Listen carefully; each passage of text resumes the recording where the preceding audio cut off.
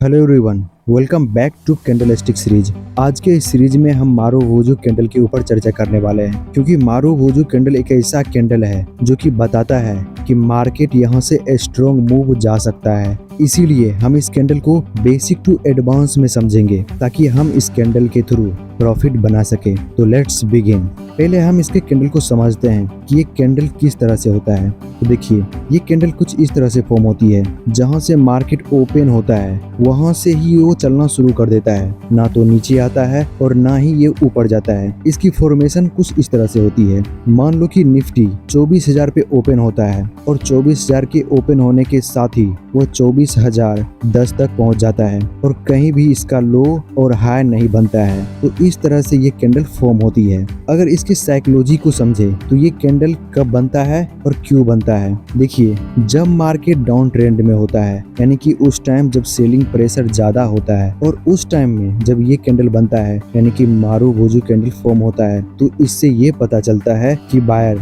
Selling pressure को ही नहीं रोका, बल्कि वहां से बहुत ज्यादा क्वांटिटी के साथ मार्केट में इंटर किया है और मार्केट को वहां से रिवर्स कर दिया है और मार्केट यहाँ से डेफिनेटली ऊपर जाएगा ही जाएगा। लेकिन इस कैंडल को यूज करने का बड़ा प्रॉब्लम तब आता है जब हम इसके राइट टाइम फ्रेम और राइट एंट्री को नहीं समझते हैं। तो इसके लिए आप इस टिप को फॉलो करिए। देखिए, ज्यादा टाइम फ्रेम पर अगर ये कैंडल बनता है तो इसकी प्रोबेबिलिटी ज्यादा होती है कि वहां से ये रिवर्स करेगा। और इसकी एंट्री की बात करें तो जहां पे ये कैंडल क्लोजिंग होता है और नेक्स्ट कैंडल जब इसके ऊपर ओपन होता है तो आप वहां पे एंटर कर सकते हो और इसका स्टॉप लॉस आप इस कैंडल के लो के नीचे रखोगे। तो ऑब्वियसली बात है, तो इसका लो क्या होगा, जहां से इसका ओपनिंग है वही इसका लो होगा। तो वहां पे आप अपना स्टॉप लॉस लगा सकते हैं। और इसके साथ अगर ये कैंडल डिमांड जोन के आसपास बनता है तो उसकी प्रोबेबिलिटी और भी ज्यादा हो जाती है कि मार्केट वहां से रिवर्स होगा। तो इसे यूज करने के लिए आपको 3 चीजों को ध्यान में रखना है।